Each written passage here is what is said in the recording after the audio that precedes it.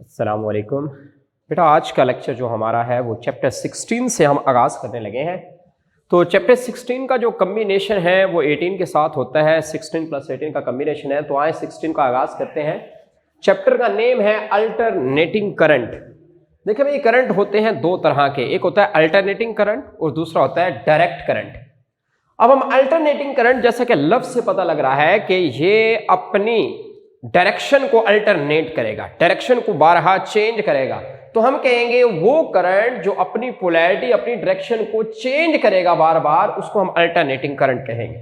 तो हम लिखेंगे the current which can change it's polarity with time is called alternating current. और direct current क्या होगा? जो अपनी पोलैरिटी को चेंज नहीं कर सकता, यानी कि जिसकी कांस्टेंट पोलैरिटी रहेगी। तो हम कहेंगे the current which has constant polarity with the time is called direct current. देखिए बेटा, अल्टरनेटिंग करंट जो कि आप चैप्टर 15 में पढ़ चुके हैं कि एसी जनरेटर जो होता था उसकी आउटपुट होती थी अल्टरनेटिंग करंट। तो अल्टरनेटिंग करंट का मेजर जो सोर्स होगा वो एसी जनरेटर होगा। इसी तरह डायरेक्ट करंट का जो सोर्स है वो सेल या बैटरी हो सकती है। इसका जो सिंबल है अल्टरनेटिंग करंट का, अब हमने एसी जनरेटर में पढ़ा था कि अल्टरनेटिंग करंट की आउटपुट वेव होती है साइन वेव। तो साइन सिग्नल होता है इसका, तो हम एक साइनोसाइडल सिग्नल बना देंगे जो इसका सिंबल होगा। इसी तरह डायरेक्ट करंट का जो सिंबल होता है मेरा बेटा, वो बैटरी होती है जी। एक बड़ी प्लेट को हम पॉजिटिव कहते हैं, छोटी प्लेट को नेगेटिव कहते हैं, एंड सो ऑन। तो इस तरह हम कितने भी चाहे टर्मिनल लगा सकते हैं। एसी जो होता है उसकी पाकिस्तान में फ्रीक्वेंसी 50 हर्ट्ज होती है। ये सबसे अहम एमसीक्यू है, पेपर में आ चुका है कि एसी सिग्नल की फ्रीक्वेंसी कितनी होती है, 50 हर्ट्ज, जबकि डीसी की कोई फ्रीक्वेंसी नहीं होती, इसकी यानी कि फ्रीक्वेंसी हो गई 0 हर्ट्ज। एसी जो है हम इसको ज्यादा इस्तेमाल इसलिए करते हैं कि it is preferable for the long distance, ये लॉन्ग डिस्टेंस के लिए बेहतरीन है, जबकि डीसी लॉन्ग डिस्टेंस के लिए अच्छा नहीं है, इसमें लॉसेस बढ़ जाते हैं, इसलिए इसको शॉर्ट डिस्टेंस के लिए प्रेफर किया जाता है। तो ये 5 हमने इसके अंदर डिफरेंस लिखे कि पहला एसी जो है अपनी पोलैरिटी को चेंज करता है, डीसी पोलैरिटी को चेंज नहीं करता। एसी का सोर्स जो है यानी कि एसी जनरेटर है, डीसी का सेल या बैटरी है। एसी का सिंबल साइनोसॉइडल सिग्नल है, जबकि डीसी का सिंबल एक बैटरी है। एसी की फ्रीक्वेंसी 50 हर्ट्ज है और डीसी की फ्रीक्वेंसी 0 हर्ट्ज है। इसी तरह एसी लॉन्ग डिस्टेंस के लिए प्रेफरेबल है, डीसी शॉर्ट डिस्टेंस के लिए प्रेफरेबल है। अब हम लास्ट चैप्टर में इक्वेशन पढ़ चुके हैं कि करंट की इक्वेशन होती है I = I0 sin of theta या V = V0 sin of theta. तो ये करंट और वोल्टेज दोनों साइनोसॉइडल वेव बनाते हैं। तो अब हम इसको डिस्कस करेंगे विद रिस्पेक्ट टू फेज और विद रिस्पेक्ट टू टाइम। ये काम भी हम 15 में कर चुके हैं। ये मेरे बेटा हमने वेव बनाई, एक साइनोसॉइडल हम यहाँ पर वेव बनाएंगे। यहाँ पर देखिए जी 0 डिग्री, 90 पे ये मैक्सिमम हो जाएगी, 180 पे 0 हो जाएगी, 270 पे नेगेटिव मैक्सिमम, 360 पे 0 हो जाएगी। यही चीज हमने यहाँ पे एक्सप्लेन की है कि अगर थीटा 0 हम लें तो I = I0 sin of theta, theta की जगह 0 डिग्री पुट करें, साइन 0 0 हो जाएगा, तो ये करंट हो गया 0। तो यही हमने ग्राफ में भी जाहिर किया कि 0 डिग्री पे ये 0 रहेगी। इस तरह आगे चलते हैं, जब थीटा 90 होगा तो I = I0 sin of 90, sign 90 + 1 होता है मेरा बेटा, तो ये प्लस I0 आ गया। इसका मतलब है 90 डिग्री पे आपकी वेव पॉजिटिव मैक्सिमम वैल्यू देगी, तो ग्राफ में पॉजिटिव मैक्सिमम यहाँ पे है। एंड सो इसी तरह जब थीटा 180 होगा तो I = I0 sin of 180, sign 180 पे जवाब आता है 0, तो मल्टीप्लाई करें तो जवाब 0, तो 180 पे वेव में भी 0 पे से ही गुजर रहा है। इसी तरह अगर आप आगे बढ़े यानी कि थीटा = 270, तो I = I0 sin of 270, sine 270 calculator से निकालिएगा, -1 आएगा, तो जवाब आ गया -I0। तो आप अपनी वेव में देखेंगे कि 270 पे नेगेटिव मैक्सिमम वैल्यू दे रहा है करंट। इसी तरह 360, साइन 360 0 हो जाएगा, तो करंट 0 हो जाता है। तो ये एंगल के लिहाज से हमने बात की कि 0 डिग्री पे करंट 0 हो जाएगा, 90 पे मैक्सिमम हो जाएगा, 180 पे 0, 270 पे नेगेटिव मैक्सिमम, 360 पे 0। इसी तरह अगर हम मजीद बात करें टाइम के लिहाज से, तो फर्स्ट ईयर में हमने वेव को 4 हिस्सों में तोड़ा था कि लेट्स इसको हमने 4 पार्ट्स में हमने वेव बनाई। अब हम विद रिस्पेक्ट टू टाइम बात करने लगे हैं कि टाइम के अकॉर्डिंगली भी वेव इसी तरह चेंज होती है। तो देखिए भाई, I = I0 sin of ω t लिख लें या ओमेगा की जगह 2π/t लिख लें। अब ये टाइम का पैरामीटर है जिसको हम चेंज करके देखेंगे। लेट्स से हमने ये एक वेव बनाई, वेव का हमने यहाँ पे टाइम 0 लिखा, यहाँ पे T/4, यहाँ पे T/2 हाफ टाइम गुजर गया, 3T/4 चौथा हिस्सा गुजर गया, ये टाइम कंप्लीट। अब देखते हैं जी, जब टाइम 0 होगा जब टाइम 0 होता है तो क्या होगा जी, लेट्स हमने टाइम 0 पुट किया तो मेरे बेटा I is equal to I naught sine of 2 pi over t. अब ये जो टाइम है इसकी जगह हमने यहाँ पे 0 कर देना, तो मल्टीप्लाई करें सारा फैक्टर 0 हो जाएगा। तो जब टाइम 0 है तो आपकी करंट की वेव 0। इस तरह आगे बढ़े, जब टाइम को हम t/4 लेते हैं, ये चौथा साइकिल है जी अभी, तो t/4 ले, I is equal to I naught sine of 2 pi over t. यहाँ पे हम t/4 लिखते हैं, t से कट गया, 2 को 4 से कट करें तो जवाब आएगा साइन π/2। साइन π/2 का मतलब है 90, तो साइन 90 पे +1 होता है तो प्लस आई नॉट जवाब आ गया। तो इसका मतलब है टाइम t/4 पे आपकी वेव मैक्सिमम वैल्यू देती है। इसी तरह आगे चले इसको लेकर, जब टाइम हाफ हो जाता है यानी कि वेव 180 कवर कर गई, तो टाइम की जगह t/2 हमने पुट किया, 2 से कट गया बेटा t से, तो साइन पाई यानी कि साइन 180 कैलकुलेटर से निकालिएगा तो साइन 180 0 आएगा, तो आपका करंट 0 हो जाएगा। इसका मतलब है 180 यानी कि t/2 पे वेव 0 हो जाती है। इस तरह फिर आगे चलें कि तीसरा हिस्सा वेव का जब गुजर जाएगा 3t/4, तो 3t/4 को पुट करें, 2 से कट जाएगा, 2 बच के बेटा t से कट जाएगा, तो साइन 3p/2, 3π/2 का मतलब है 270, तो साइन 270 पे -1 जवाब आएगा, तो नेगेटिव आई नॉट। तो हमने कहा कि जब 3t/4 होगा तो नेगेटिव आई नॉट जवाब आएगा।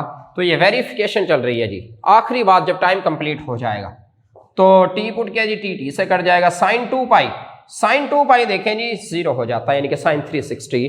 तो हमने ये चीज देखी कि एंगल के लिहाज से भी हमारी वेव और टाइम के लिहाज से भी हमारी वेव इसी तरह वेरी करती है, 0 प्लस मैक्सिमम, 0 नेगेटिव मैक्सिमम, फिर 0। तो ये हमने बेटा सिर्फ अपनी इंफॉर्मेशन के लिए करना है। आज तक इस पोर्शन से विद रिस्पेक्ट टू टाइम या एंगल से कोई शॉर्ट तो नहीं आया, लेकिन ये हमने अपनी लर्निंग के लिए ये पोर्शन करना था। आगे चलते हैं, आज का जो अहम काम होगा हमारा, हमने बेटा एक वेव लेनी है। ये शॉर्ट भी आ जाता है कि वेव को कैलिबर करें कि उसकी instantaneous value, peak to peak value और आरएमएस वैल्यू की कैलिब्रेशन कर दें, तो ये शॉर्ट आ जाता है। बहरहाल हमने वेव बनाई, ये हमारे पास वेव है, या एंगल 0π/2π। अब देखिएगा, पहली वैल्यू हम लेते हैं इंस्टेंटेनियस वैल्यू। इंस्टेंटेनियस का मतलब क्या है जी? इंस्टेंटेनियस का मतलब आप किसी भी लम्हे वैल्यू को उठा लें, आप 0 पे उठाएं, 20 पे, 30 पे, 90 पे, 180 पे, 270 पे, 360 पे, जहां आपका दिल करे। तो हम यहां पे लिखेंगे the value of the voltage or current. Voltage या करंट की वैल्यू ले at any instant from the complete cycle. पूरे साइकिल के किसी भी वक्त जो आप वैल्यू लेंगे करंट या वोल्टेज की, उसको हम इंस्टेंटेनियस वैल्यू कहेंगे। उसका formula I equal to I naught sine of theta, V equal to V naught sine of theta. अब थीटा की जगह वैल्यूज पुट करते जाएं और आप इंस्टेंटेनियस वैल्यू निकाल लें। अब जो अहम बात है पीक वैल्यू। पीक वैल्यू क्या है जी? हम देखते हैं कि हमारी सिग्नल में पीक वैल्यू एक बार 90 डिग्री पे आती है, एक बार 270 डिग्री पे आती है। तो हम कहेंगे कि हमारे सिग्नल की पीक वैल्यू होगी the maximum value of the voltage or current on either side from the mean position. Mean position के किसी भी तरफ जो सिग्नल की मैक्सिमम वैल्यू है उसको आप पीक वैल्यू कहेंगे। ये पॉजिटिव में भी हो सकती है, नेगेटिव में भी हो सकती है। तो हम कहेंगे the maximum value of the voltage or current on either side from the mean position. Mean position के किसी भी तरफ जो मैक्सिमम वैल्यू होगी उसको आप पीक वैल्यू कहेंगे। तो ये let's say Vp equal two plus V not ले ले या माइनस V नॉट ले ले। अब आगे चलते हैं, पीक टू पीक वैल्यू क्या होती है। अब पीक टू पीक वैल्यू हम कैसे निकालेंगे? लेट्स से हम इस तरह लेते हैं जी, पीक टू पीक वैल्यू का मतलब है the sum of positive peak to the negative peak. कि आपने पॉजिटिव पीक से लेकर नेगेटिव पीक तक आपकी कितनी वैल्यू है। लेट्स से पॉजिटिव पीक में 5 वोल्टेज था, नेगेटिव पीक में -5 वोल्टेज था, तो +5 वोल्ट से -5 वोल्ट तक आपकी पीक टू पीक हो जाएगी। ओवरऑल यानी कि 10 वोल्ट होगा। तो हम कहेंगे the sum of positive peak to the negative peak is called peak to peak. तो बेटा ये बराबर होगी 2V नॉट के। याद रखें कि अगर एमसीक्यूज में आपको पीक वैल्यू दे दी जाए, लेट्स से 3 वोल्ट, वो कहें कि पीक टू पीक कितने हो गए, तो बेटा 3 क्रॉस 2 6 वोल्ट हो जाएगी।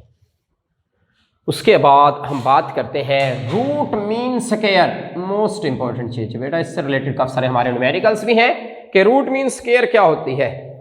अब रूट मीन स्क्वायर वैल्यू की हम बात करते हैं। यहां पर फार्मूला देखिए भाई, रूट मीन स्क्वायर। सबसे पहले तो आप लें स्क्वायर। लेट्स हम ऐसे करते हैं, एस से हम मुराद लेते हैं स्क्वायर, तो मैक्सिमम वैल्यू का मैंने लिया स्क्वायर।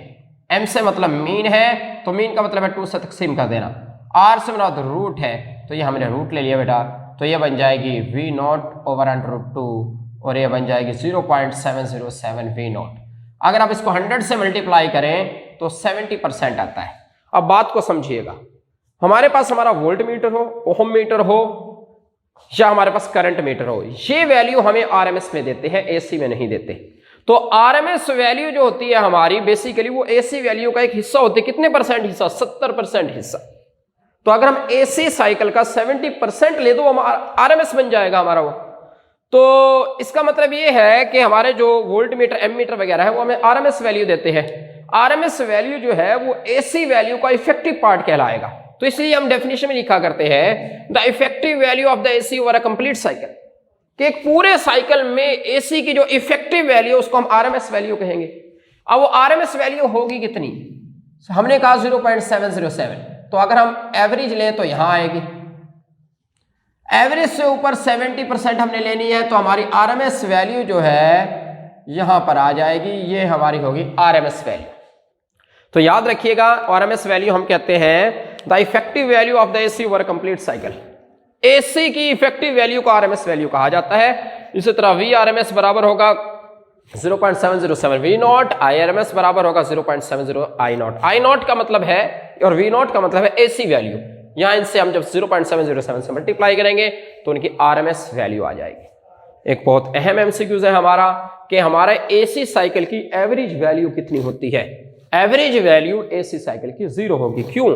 क्योंकि पॉजिटिव लेट से 5 volt minus 5 volt divide by 2, तो एवरेज आपके पास 0 आ जाती है। तो एमसीक्यूज याद रखिएगा, the average value of the AC over a complete cycle is 0।